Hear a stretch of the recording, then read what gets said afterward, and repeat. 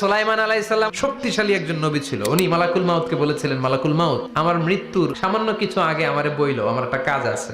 মালাকুল মাউত মৃত্যুর কিছু সময় আগে এসে বলল, সুলাইমান, টাইম ইজ আপ, সময় শেষ, অল্প কিছু সময় বাকি, কি করবেন করেন।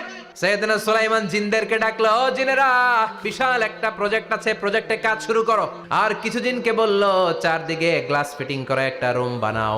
সাইয়েদনা সুলাইমান আলাইহিস সালাম গ্লাস ফিটিং করা রুমের ভেতরে ঢুকলেন। এই রুমে ঢুকার দরজা নাই, হাতে একটা লাঠি নিলেন, কি নিলেন? লাঠির মধ্যে ভর করে দাঁড়িয়ে রইলেন আর জিনদের দিকে তাকিয়ে রইলেন। জিনেরা এত বদমাশ ছিল, সাইয়েদনা সুলাইমান দাঁড়িয়ে না থাকলে কাজ করতো না।